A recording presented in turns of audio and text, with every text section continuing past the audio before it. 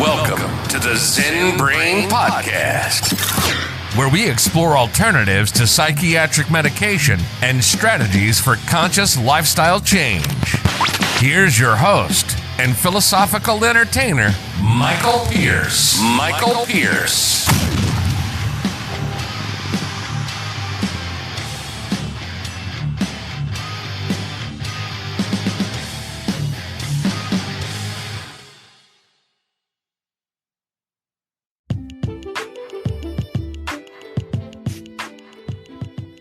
All righty, we're going to talk about reality. Reality is the beginning perception of personal growth. We mainly grow as humans by discovering new realities about ourselves and about the world we live in. You'll surely learn some critical lessons regarding how you can live, but you're able to speed up your growth hugely by consciously looking for strategies for lifestyle change, for truth, and intentionally rejecting things that aren't true and stop being in denial.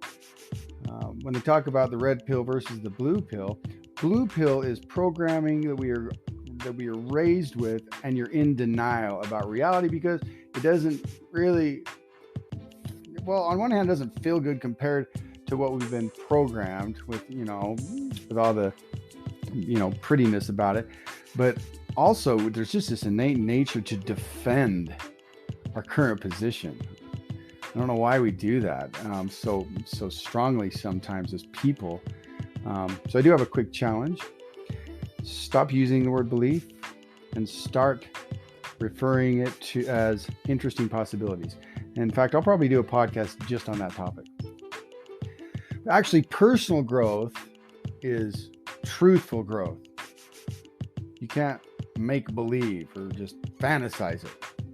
Your beginning commitment must be to expose and accept new realities, regardless of how hard or obnoxious the outcomes might be. You can't resolve issues if you don't accept that there are issues. And once you align yourself with reality, your issues won't repair themselves immediately, but you'll be taking a crucial step in the right direction. So, if you deny your troubles, you're rejecting reality. The lies you tell yourself breed more lies, and you get disconnected from your real self, not living up to your full potential. And I don't think that's any way to live. We're kind of here learning how to produce a life of our choosing, at least in the best way we can. And, just to go through a sleep. These days, you hear that referred to as being an NPC. And for those of you who don't know, NPC is a non-player character in a video game. In other words, they're not conscious, they're asleep, and they're just kind of like robots on a computer game. And if you really look close, that this is true. And you might even be able to look in a past part of your life and see where, you might have been like that.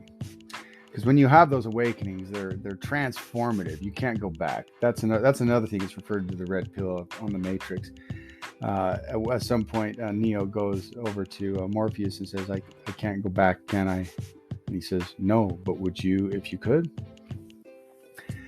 Anyway, so we're going to be taking a look at reality in this podcast and, hopefully help you comprehend how to distinguish and accept what's real for you. And some of these ideas may be fairly abstract. So the goal here is merely to acquaint yourself with some of these concepts.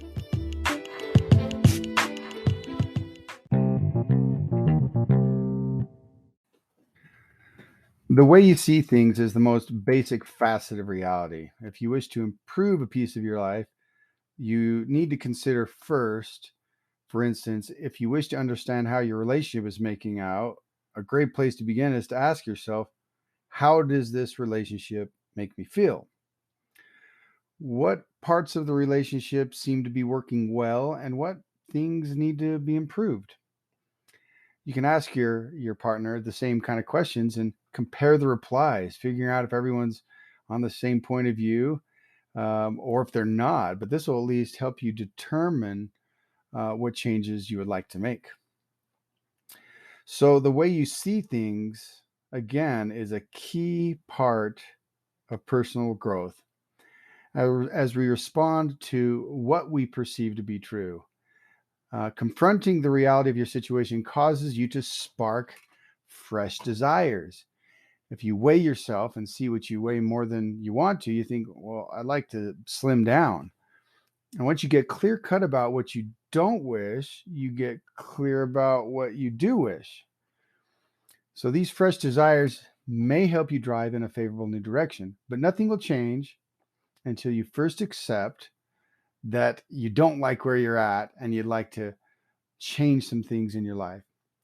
So the beginning step on the path of personal growth has to be to acknowledge that how your life is today isn't exactly how you would like it to be. It's okay to want something and have no clue how to acquire it, but it's not all right to lie to yourself and make believe everything is perfect when you know that it's not. It's easy for me to tell you that you ought to face reality, but this may be, difficult for some people. It's difficult to accept that you've gotten disgruntled with your relationship. It's difficult to admit that you've made an incorrect career choice. It's difficult to view yourself in the mirror and see that you don't like the individual you've turned out to be. But in spite of how hard it is, it's still essential. You can't get to where you want to go if you continually refuse to admit what changes you need to make in your life. And what in your life would you like to change? Look around you and discover, what you like and dislike about this life story that you're playing out.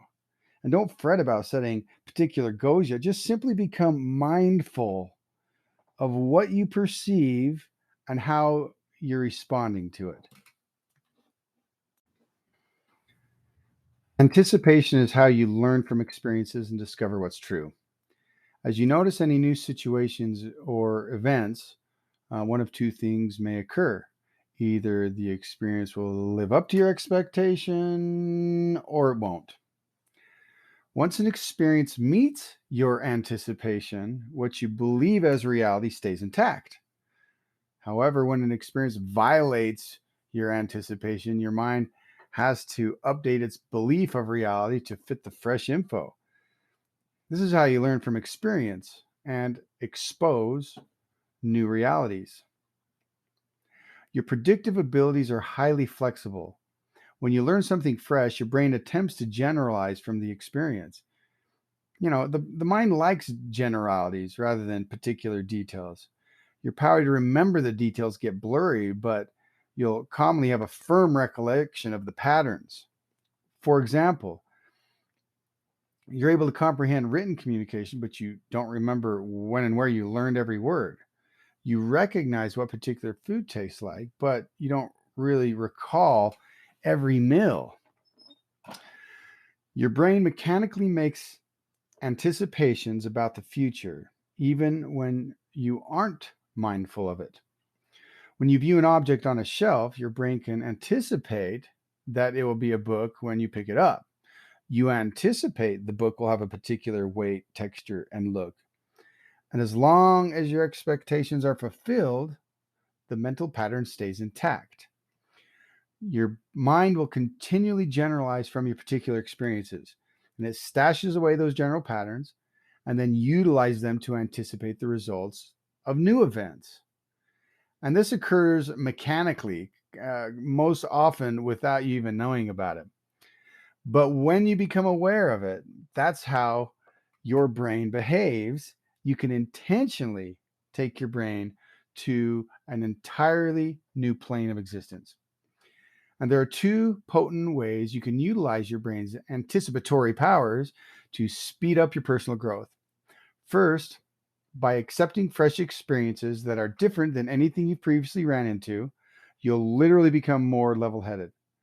Fresh situations switch your mind into a learning mode, which enables you to expose fresh and new patterns. The more patterns your brain memorizes, the better it becomes at anticipation, and the brighter you become. Study a book on a subject that's totally foreign to you, or speak to individuals you generally avoid.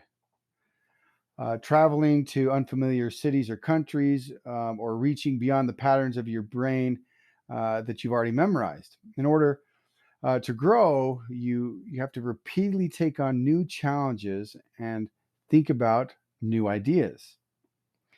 If you simply repeat the same thing, your learning abilities will wither away. And in my point of view, that's when you start to age. What you discover in one situation may frequently be applied to other situations. And by exposing yourself to a rich assortment of input, you'll find patterns that you didn't notice before. And this will immensely amplify your problem solving powers. What's regarded as an old hat in one field often has original patterns or applications in other fields. Exposing yourself to the same sort of stimulus again and again doesn't help you grow. In fact, it kind of can keep you in the same place. You'll simply fulfill your brain's expectations over and over rather than pushing you into building new and fresh patterns. And these days you hear a lot about brain plasticity and building new neuron patterns and things like that. Psychedelics do that for you. And that's something to consider. How can psychedelics help you have fresh ideas and make your brain work in a completely different way? If you wish to get smarter, you have to continually stir things up. Set up basic routines simply to supply a stable basis for diversifying, and press yourself to do things you've never accomplished before. And then, of course, continuing to expose yourself to fresh and new ideas and new stimulations and new relationships. This is one of the easiest ways, really, is because once you experience new and fresh things, it gives you contrast to your other experiences. And also, it may break some of the conclusions that you had made about the other experiences. So, the second way to apply your mind's anticipatory powers to make conscious, calculated predictions and utilize those predictions to make more beneficial choices is to consider where you're going and ask yourself, how do I realistically expect my life to wind up? Envision your life in 20 years. Based on your current behavior patterns, what sort of future do you think that you're going to have? If you're courageous enough, ask a bunch of people in your life who know you really well to provide you an honest judgment of where they think you'll be in 20 years. Their replies may really surprise you. You could even do this on social media if you feel so determined. Once you become mindful of your mind's long-running expectations, you stare reality right in the eye. This gives you the opportunity to reinforce your positive predictions and to bring on shifts to prevent negative expectations. Your emotions are a component of your brain's anticipatory output. Favorable feelings come from favorable anticipations, and damaging feelings come from damaging ones. When you feel great, your mind is expecting a favorable outcome. When you feel bad, your brain expects bad results. Damaging emotions function as warnings that you have to alter your behavior today in order to prevent unwanted results. Heed to your realistic expectations. Don't battle with them or attempt to refuse them. Learn to live with your expectations and work with them.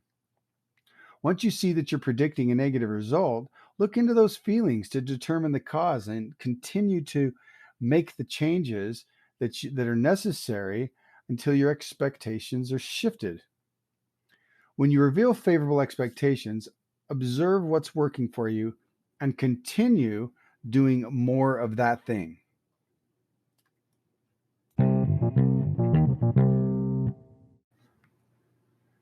The more your inner reality matches true reality, the better you're able to create things in your life.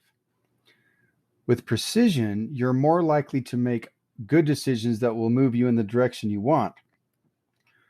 With inaccuracy or confusion, you're more expected to experience setbacks, defeat, and even sabotage.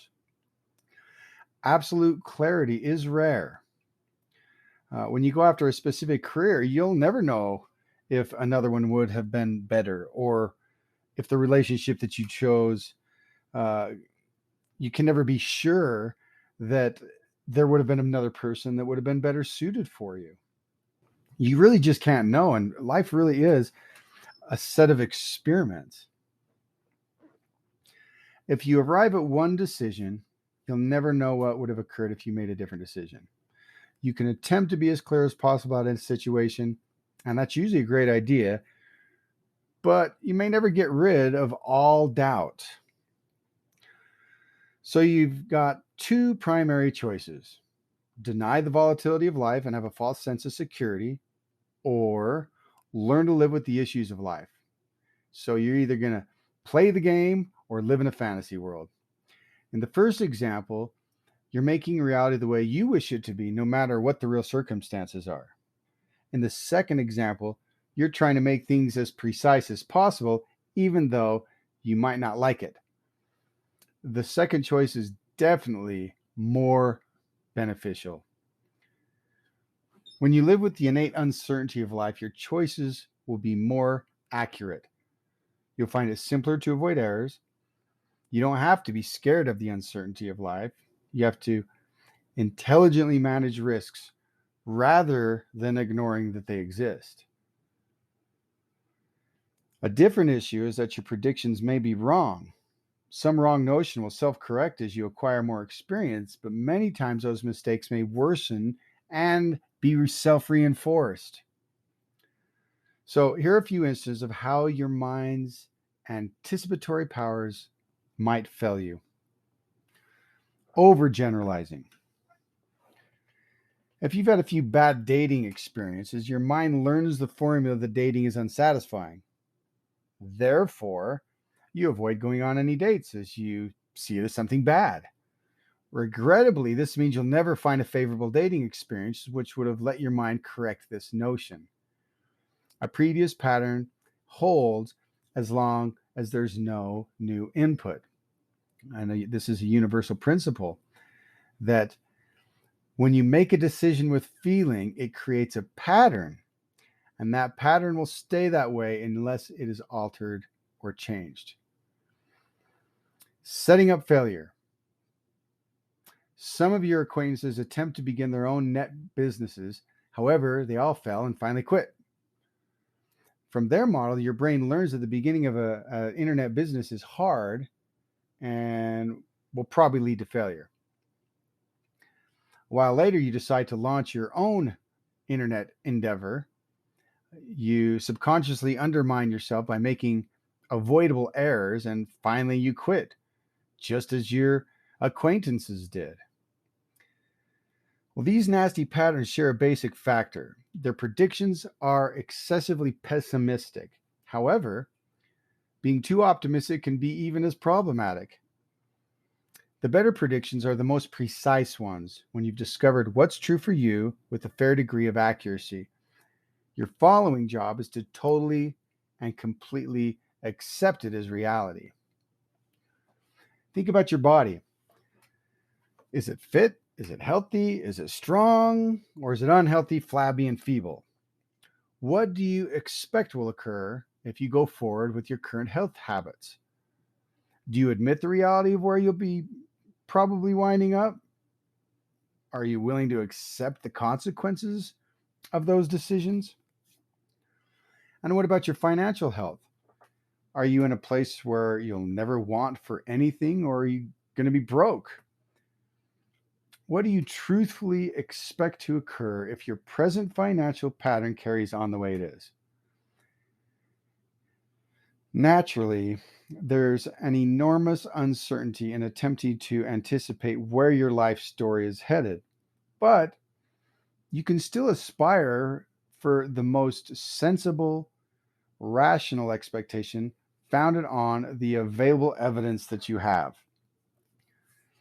If you look at somebody else's life that's shared the same qualities as you and you had to guess the outcome, what would you see? If you face objectionable realities, you'll frequently encounter firm inner opposition. This opposition presses you to avoid facing the reality with distraction, escapism, denial, or just putting things off. Only by facing these realities can you find the strength to handle them consciously. A simple guideline is this: whatever you dread, you have to eventually confront. If you're confronted with a reality you don't like and you feel you can't alter it, the opening move is to admit the reality of your situation. So you'd say to yourself, this situation is bad for me. All the same, I lack the power to alter it today.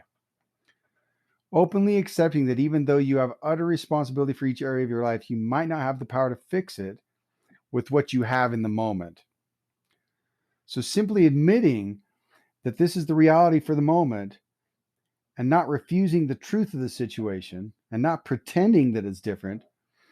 If you wish your situation to improve, you have to first be real with yourself and accept the whole truth. When you totally accept reality, you'll start making better choices as they'll be based on reality rather than your fantasies. If you accept that your body needs work, you'll quit pretending that you're healthy. You'll quit eating wrong and you'll start exercising. You'll start to see that you have to begin making completely different decisions if you wish for your situation to shift. And it won't occur on its own. You have to do it. You have to take responsibility for it. But once you totally surrender to what is, you can ultimately start to create what you wish.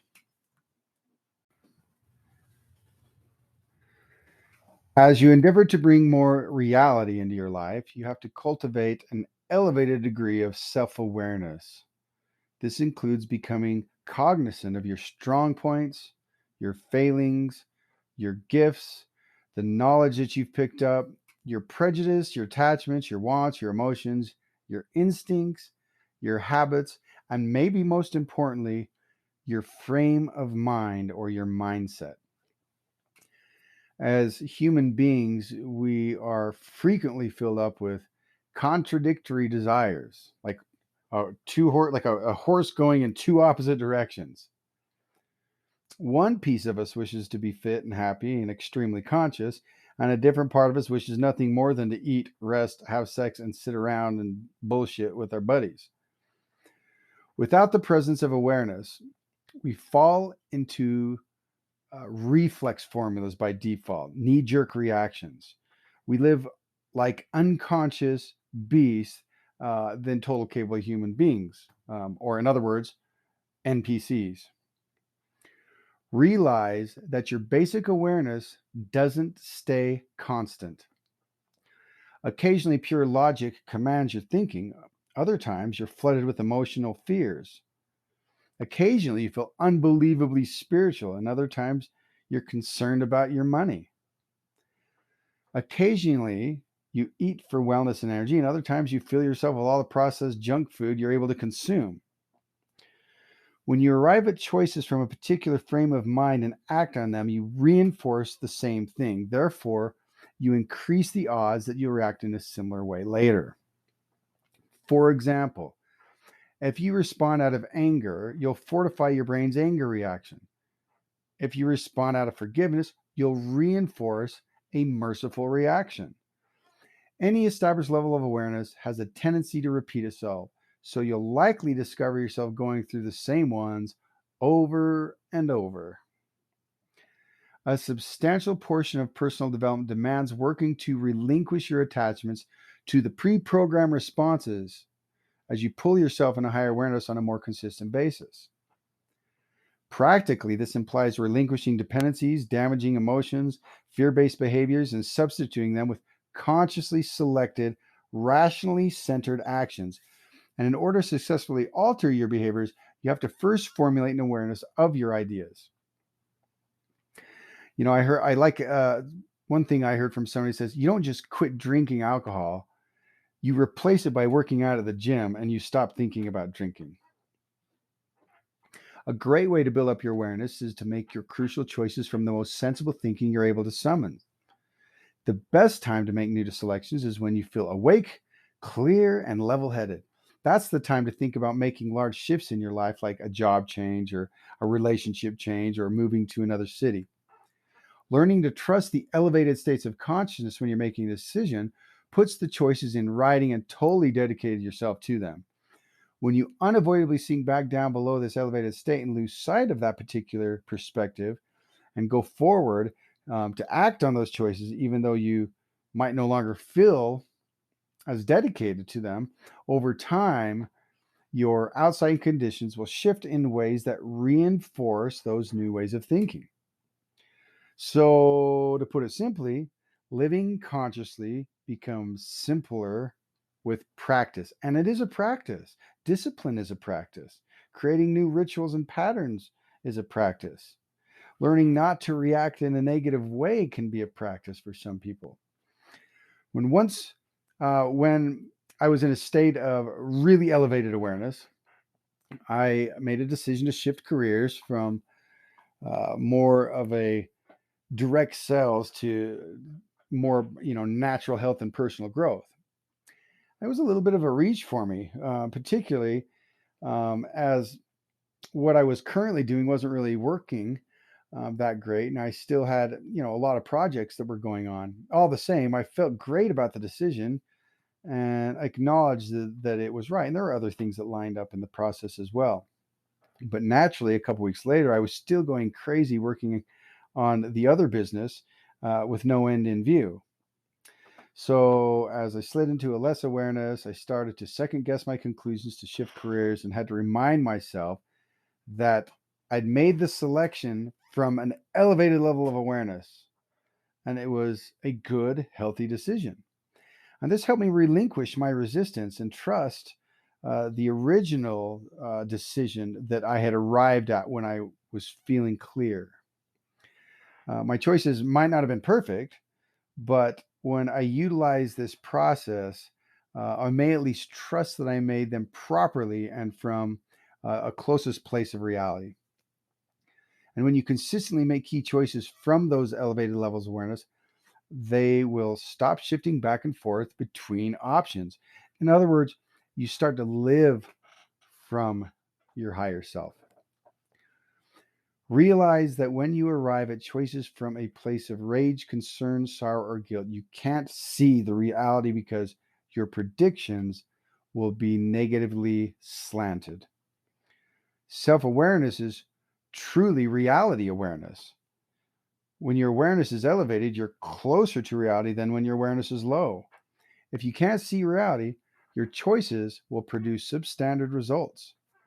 Decisions from reality are more exact and will tend to afford better consequences than those made from a lack of awareness.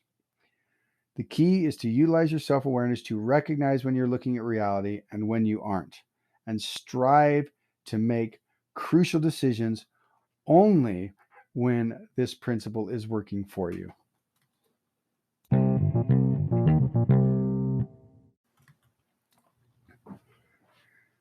The importance of living truth can't be overstated. It's extraordinary how much we lie to ourselves and how much we support these same kinds of lies with the people around us. It's like we gather together just to support the false reality and lead each other off of a cliff.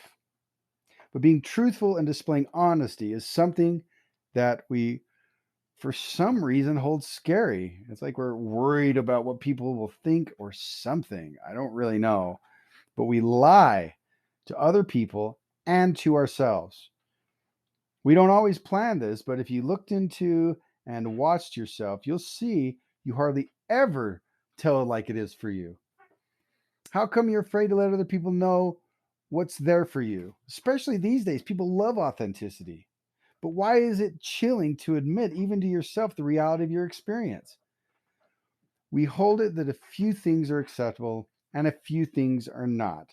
We split the world into two parts and are all right about disclosing one idea and emotion or notion or want that we reasonably and confidently will be agree with, that's acceptable to us.